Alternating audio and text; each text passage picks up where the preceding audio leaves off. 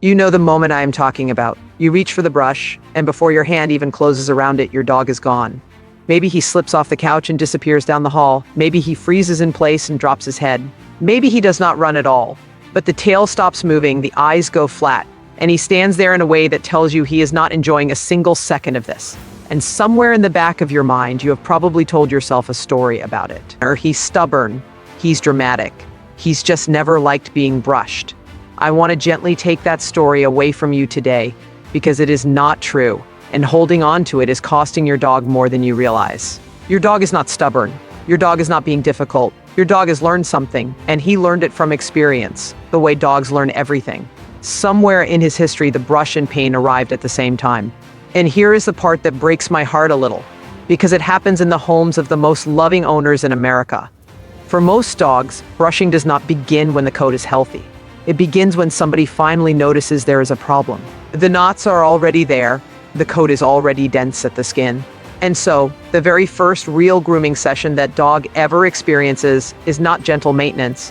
It is somebody working hard on something that has already gone too far, pulling at hair that is bonded to living skin, apologizing the whole time, and finishing 45 minutes later with a dog who now knows exactly what that object in your hand means. He does not know you were trying to help him. He does not understand prevention or maintenance or coat health. He knows one thing only: the brush came out and it hurt. Do that 2 or 3 times and you have not created a stubborn dog, you have created an educated one. He is responding perfectly logically to the information he has.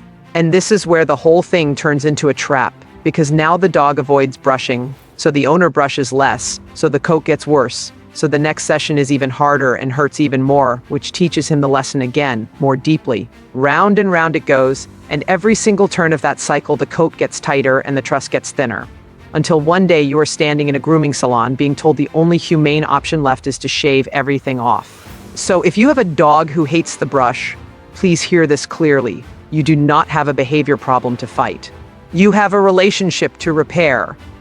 And the repair has to come first, because there is no technique on earth that works on a dog who has decided your hands are not safe.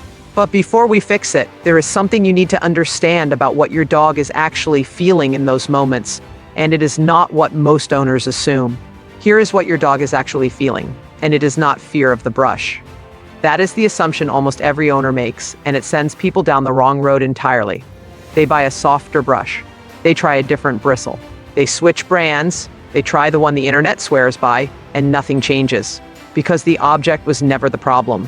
What your dog has learned to fear is being held still by hands he cannot get away from while something happens that he cannot control or predict. That is the whole thing. The brush is simply the signal that the situation is about to begin. And once you understand that, everything about how you approach this changes, because you cannot solve a control and predictability problem by shopping. Now, here is where the story gets uncomfortable, and I want you to sit with it for a moment, because it is the part that catches devoted owners completely off guard. Dogs do not just remember that grooming hurt, they remember where on their body it hurt. A dog who had a painful mat worked out from behind his ear will flinch when your hand travels toward his ear months later, long after the coat there is perfect. He is not reacting to what is happening now. He is reacting to what happened then. And that means every single grooming session you push through while he is uncomfortable is not neutral. It is not just an unpleasant 20 minutes. It is a deposit into a memory bank that will make the next session harder. You are not only failing to fix the coat, you are actively teaching the lesson again. Veterinarians who look at animals as whole systems rather than collections of parts, Dr. Becker among them, have made this point for years. The coat is not decoration sitting on top of a dog, it is living tissue connected to skin, circulation, and comfort. And it reports on the animal underneath it constantly if we are willing to read that report. But a dog's behavior is a report too. The flinch, the turned head, the sudden interest in something across the room, the freeze that owners mistake for cooperation. These are all your dog telling you something in the only language available to him. And that last one deserves a warning, because it is the most misread signal in all of grooming. A dog who goes completely still is very often not relaxed. He has simply concluded that resistance does not work and shut down instead. Owners see stillness and think the session is going well, and they keep going, and the damage deepens under a surface that looks like cooperation. So here is the honest position most people find themselves in. A dog with a coat that needs work, and a dog who will not let the work happen. And you cannot force your way out of that because force is what created it. You have to go backward before you can go forward. You have to make your hands mean something safe again before a single mat comes out. And the good news, the genuinely hopeful news, is that this repair is faster than almost anyone expects. Start smaller than you think you need to, because the size of the first step is the whole secret. Tonight, pick up the brush, walk over to your dog, touch it once to his shoulder, set it down, and give him something wonderful. That is the entire session. 10 seconds.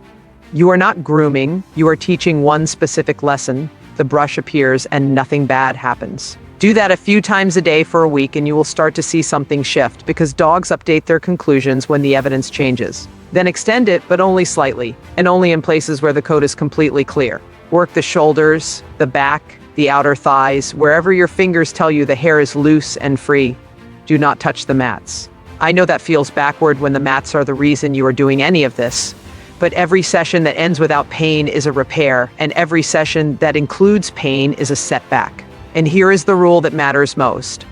Always stop before he asks you to. If your dog can handle a minute, do 45 seconds. End it while he is still comfortable, while he is still choosing to stay. A dog who never once has to remove himself from a grooming session slowly stops believing he will need to. That is how confidence is rebuilt, in tiny deposits, faster than you would ever guess. As for the mats that are already there, please let them go to someone else. Do not use a fearful dog's fragile new trust to work out something bonded, because you will spend the trust and probably not win the mat either. Slide 2 fingers underneath it, and if you cannot get through, if lifting it moves the skin, that belongs in a groomer's hands with clippers. Tell them honestly that your dog has had a hard history with grooming, and a good groomer will handle him differently because of it. Choosing the shave is not surrender, it is a reset button, and it hands you a completely clean coat to begin your new relationship on. The philosophy Dr. Karen Becker has voiced so consistently over the years fits this perfectly. We are not caring for a coat, we are caring for an animal, and comfort always outranks appearance. A shaved dog who trusts your hands is worth more than a full coat, and a dog who leaves the room when you stand up. So tonight, do not brush him. Just sit down beside him, put your hand on his shoulder for 10 seconds, and let that be enough. The coat can wait a few weeks. The trust cannot. If you are benefiting from our topics, please subscribe, like, and turn on the bell notification so you can see our new videos early.